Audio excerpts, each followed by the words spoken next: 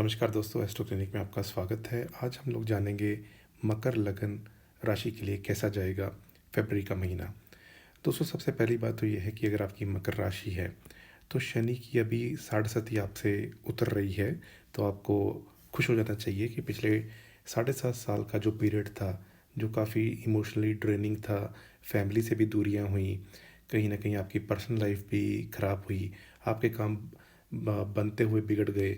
तो ये साढ़े साती के जितने भी नेगेटिव रिजल्ट थे वो आपके ऊपर से अब उतर रहे हैं। तो ये आपके लिए एक बहुत अच्छी बात है।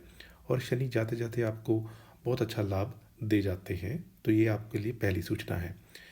अगर मकर लगन मकर राशि दोनों की बात की जाए तो शनि आपके लिए सबसे ज़्यादा योग कारक प्लैनेट होते हैं, क्योंकि ये आपके राशि या लगन के ही मालिक हो जाते हैं।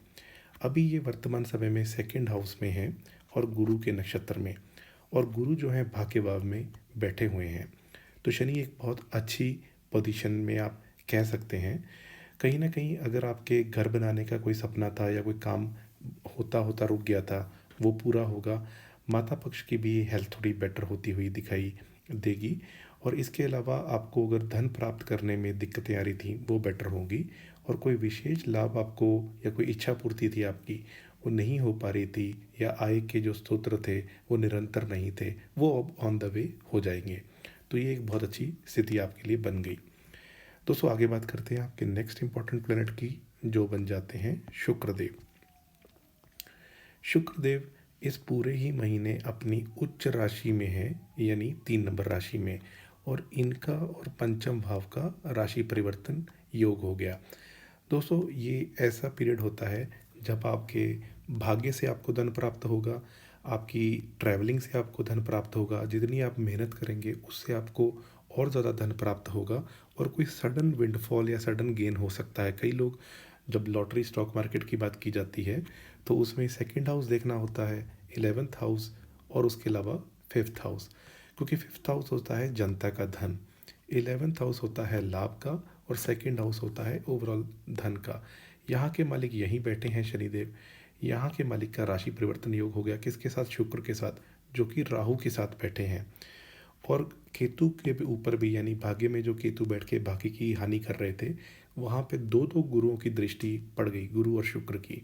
तो ये सडन गेन का पीरियड बन सकता है अगर आप इन सब चीज़ों में इन्वेस्टमेंट करते हैं। कई कंट्रीज़ में तो लीगल नहीं है, जैसे कई कंट्रीज़ में लीगल है, जैसे अमेरिका में लीगल है, दुबई में तो बहुत ही फेमस है वो दुबई लॉटरी।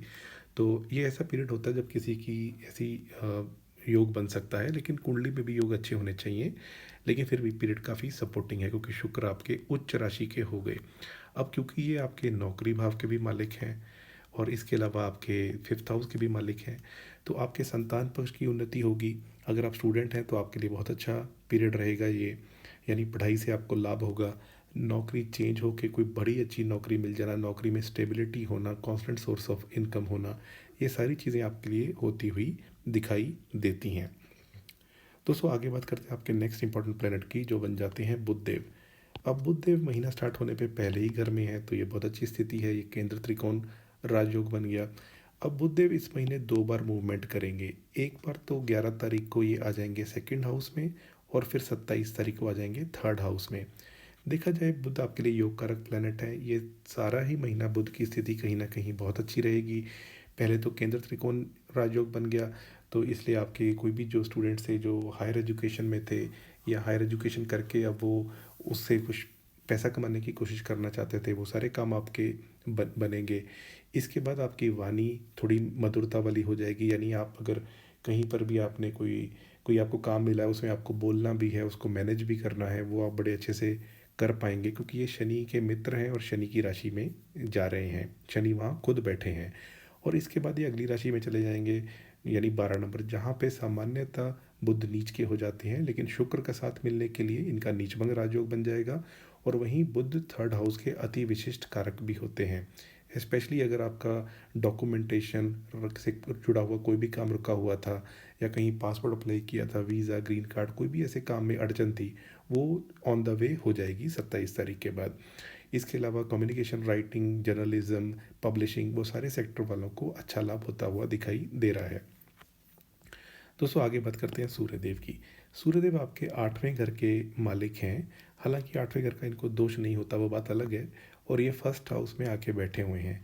ये पीरियड में आपके अंदर कॉन्फिडेंस आ सकता है, वो कभी कभार ओवर कॉन्फिडेंस भी हो सकता है, स्पाउस के साथ भी मनमुटाव हो सकता है। और 12 तारीख के बाद ये सेकंड हाउस में आ जाएंगे और अपने ही घर को देखेंगे। कोई भी ग्रह अपने घर को देखता है तो उसको मजबूत कर देता है। अब आठवां घर किस चीज़ का है? गुप्त चीज़ों का है, ऑकल्ट साइंसेस का है, हमारी आयु का है। तो क्योंकि ये अपने ही घर को देख रहे हैं, तो कोई भी ऐसी अड़चने आपकी चल रही थी या आप ऑकल्ट साइंसेस में इंटरेस्ट ले रहे थे, ये सारे जो वीडियोस हैं एस्ट्रोलॉजी के, ये आप देखना शुरू कर देंगे। तो इन सारी ही चीज़ों के लिए अच्छा है। बस सेकंड हाउस में जब भी सूर्य जाते हैं तो परिवार में, कुटुंब में कलेश ना हो, झगड़ेबाजी ना हो, तो वो सारी चीज़ों का आपको ध्यान रखना है। अगर आपका कोई लेगेसी से धन आना था तो वो विवाद के बाद आपको धन मिल सकता है, क्योंकि शनि और सूर्य आपस में परस्पर शत्रु हैं। तो सूर्य शनि के घर में जा रहे हैं, अपने घर को देख रहे हैं। तो लेगेसी में कोई भी ऐसी चीज़ हो सकती है कि कोर्ट केस या कुछ ऐसा करके, लेकिन विवाद के बाद आपको वो धन प्राप्त हो जाएगा, क्योंकि सूर्य अपने ही घर को देख रहे हैं। दोस्तों, वाणी में भी थोड़ी सी मधुरता बना के रखिएगा। कई सारे काम हमारे अच्छी वाणी बोल के ही निपट जाते हैं। वही ऐसे लोग हैं जो गाली गलौज करके ही बात करते हैं, वो बनता हुआ काम भी बिगाड़ लेते हैं। तो उस चीज़ का आप ध्यान रखिएगा। वहीं अगर चंद्रदेव की बात की जाए, ये आपके 7th हाउस के मालिक हैं। तो इसलिए बिजनेस में आपको बहुत ज़्यादा अप डाउन देखने पड़ते हैं, क्योंकि चंद्रमा जो है वो बहुत फास्ट राशि परिवर्तन करते हैं। इन जनरल जब भी ये चौथे घर में हो, 8वें में हो, 12वें में हो, वो दिन अच्छे नहीं माने जाते। इनके और भी बड़े सारे दुर्योग होते हैं, लेकिन सामान्यतः 4, 8, 12 में अच्छे नहीं माने जाते। इन दिनों में इमोशनली इंसान थोड़ा सा ड्रेन्ड फील करता है। और आपको मैं डेट्स बता देता हूँ, 4 और 5 तारीख, 12, 13, 14 और 22, 23। तो आप कोशिश कीजिए कि इन दिनों में आप दूध, दही, चीनी, चावल का दान कर सकते हैं। कोई आपको गरीब दिखे, उसे पानी की बोतल दे दी, तो कुछ भी ऐसी चीज़ें आप डोनेट कर सकते हैं, तो आपको अच्छा लाभ मिलेगा। दोस्तों, मंगल देव की बात करें। अब मंगल देव आपके लिए बड़े इंपॉर्टेंट प्लेनेट है। देखिए, जो मंगल देव हैं वो आपकी ही लगन या राशि में आके उच्च के होते हैं, और ये आपके सुख भाव के मालिक हैं और लाभ यानी इच्छा पूर्ति के घर के भी मालिक हैं। तो मंगल आपके लिए एक बहुत इंपॉर्टेंट प्लेनेट है, और ये छठे घर में चल रहे हैं। अब छठे घर में मंगल आपके जो भी शत्रु आपको परेशान कर रहे थे, वो एक एक करके उनकी हवा टाइट करेंगे। तो ये एक आपके लिए बहुत अच्छी न्यूज़ है। वहीं भाग्य भाव पे भी इनकी दृष्टि पड़ेगी, तो भाग्य से कुछ इच्छा पूरी होना या कोई सुख सुविधा के साधन बढ़ना, वो होते दिखाई देंगे। खर्चे अननेसेसरी हो रहे थे, वो कंट्रोल्ड होंगे। और थोड़ी पर्सनैलिटी में भी आपके, जो साढ़े की वजह से थोड़ा वो कर रहे थे, तो उसमें भी ये थोड़ी एनर्जी भरेंगे। लेकिन फिर भी दोस्तों, मंगल क्योंकि युद्ध के देवता हैं, लड़ाई के देवता हैं, 6th हाउस में जा रहे हैं। तो अब ये नहीं करना आप कि हाँ मेरा अच्छा पीरियड है तो मैं शत्रु और बना लूँ और उनसे पंगे लूँ।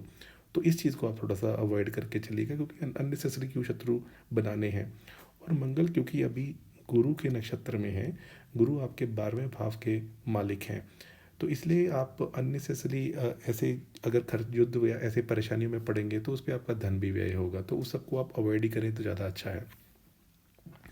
बात करते हैं गुरुदेव की। गुरुदेव इस कुंडली में योग कारक नहीं होते, क्योंकि 12वें स्थान के और तीसरे घर के मालिक होते हैं। लेकिन गुरु फिर भी एक शुभ प्लेनेट है। यानी कोई इंसान अच्छा इंसान होगा, बुरा करेगा तो क्या करेगा। अगर मेरे एक मित्र थे, उनको बोला गया कि कोई आप गाली दो, तो बहुत देर तक सोचते रहे, फिर उन्होंने बोला चुईया। चुईया यानी माउस के लिए बोलते हैं। तो सब हंस रहे थे कि ये कोई गाली हुई। तो गुरु जो है वो एक शुभ प्लेनेट है। अब ये आपके पंचम भाव में आके बैठ गए हैं, जहाँ के ये कारक होते हैं, क्योंकि ये घर है हमारी ज्ञान का, नॉलेज का, विजडम का। और इनकी जो दृष्टि पड़ रही है, ये पड़ रही है 9वें भाव में, 11th हाउस में और आपके लगन पे। तो गुरु आपके भाग्य से आपकी चीज़ें कराने का काम करेंगे। इसके अलावा कोई आपकी इच्छा पूर्ति थी, उसको भी सपोर्ट करेंगे। कोई इच्छा पूर्ति के लिए आपने कोई प्रयास किया था, मेहनत की थी पिछले कुछ समय से, तो उसका अच्छा रिजल्ट मिलेगा। लगन पे दृष्टि होने से आपकी पर्सनैलिटी को निखारेंगे, लेकिन वेट गेन की भी प्रॉब्लम करा सकते हैं, क्योंकि गुरु विस्तार के कारक हैं। तो उस चीज़ का आप ध्यान रखिए। अगर आप विदेश में ही रहते हैं तो गुरु यहाँ पे आके आपको और अच्छा रिजल्ट देंगे। ऐसे पीरियड में आपका प्रेम संबंध कहीं बन सकता है। प्रेम संबंधों में क्लैरिटी आ सकती है कि मुझे क्या करना है, मेरे लिए आगे क्या सही है, क्या सही नहीं है। इसके अलावा क्योंकि इनका राशि परिवर्तन योग भी बना हुआ है, तो इसलिए आपके छोटे भाई बहन से भी आपकी कोई ट्यूनिंग अगर पहले ख़राब चल रही थी, तो इस पीरियड में थोड़ा उसको सुधारने का योग बन सकता है। दोस्तों, बात करते हैं राहु और केतु की। अब राहु जो है ये आपके 3rd हाउस में चल रहे हैं, बहुत अच्छी पोजीशन में है, और केतु आपके 9th हाउस में है।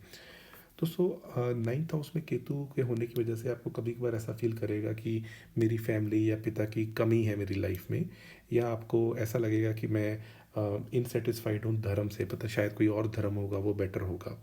और वहीं राहु 3rd हाउस में होते हैं तो इंसान को, स्पेशली अगर इंजीनियर हैं, आपका स्टार्टअप वगैरह है, तो ये राहु आपको बहुत अच्छा रिजल्ट दे सकते हैं।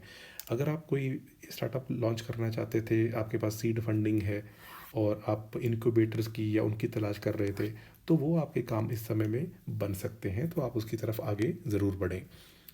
दोस्तों, बात करते हैं ओवरऑल हेल्थ की। ओवरऑल हेल्थ में मुझे केवल दो ही चीज़ें हैं जो ज़्यादा चिंता वाली लग रही हैं, अदरवाइज़ तो चीज़ें अच्छी ही हैं।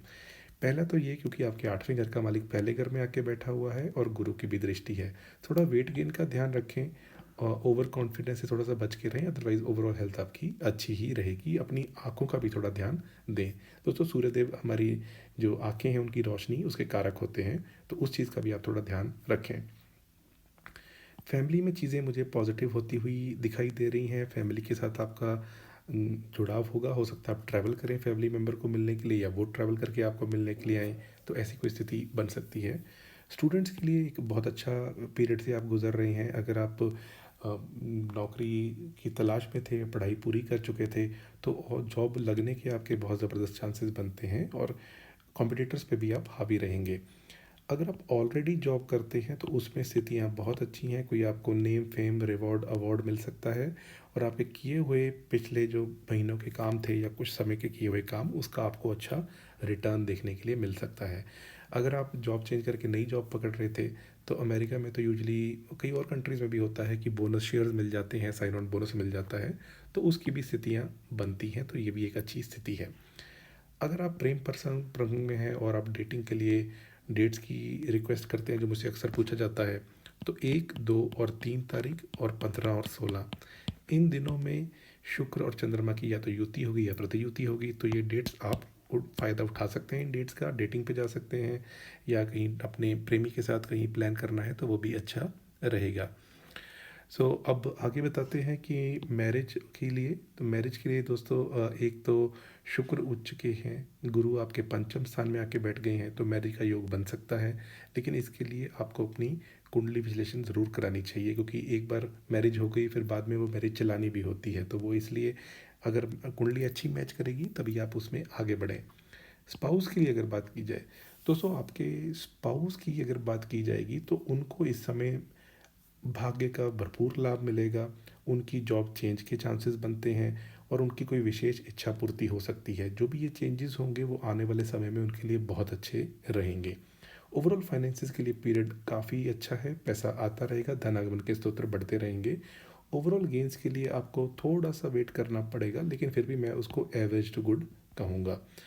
दोस्तों, ओवरऑल गेन्स का मतलब होता है जैसे प्रॉपर्टी का गेन, व्हीकल का गेन, या कोई अवार्ड या नेम फेम की कोई ऐसी बड़ी चीज़ मिल जाती है, जैसे इच्छा पूर्ति की जिसे हम बात कहते हैं। और ये मैंने इसलिए कहा क्योंकि मंगल अभी 6ठे घर में चल रहे हैं। जब ये एक शुभ स्थान में होंगे, शुभ ग्रहों से दृष्ट होंगे, तब ऐसी चीज़ें बनती हैं। उपाय के तौर पे आप ओम नमः शिवाय 108 बार डेली करें। अगर हर रोज़ नहीं कर सकते, एटलीस्ट मंडे सैटरडे करें। शिवलिंग पे जल चढ़ाएं, शिव जी का पंचाक्षरी स्तोत्र है वो करें। इसके अलावा आप सिद्ध कुंजी का स्तोत्र कीजिए, ये आपके लिए बहुत अच्छा रहेगा। और गणेश आरती या गणेश चालीसा या गणेश अथर्वशीष, कोई भी आप गणेश जी के लिए पूजा करना चाहते हैं, वो आपके लिए अच्छे रिजल्ट लेके आएंगे। दोस्तों, ये रहा मकर लगन राशि के लिए कैसा जाएगा फरवरी का महीना।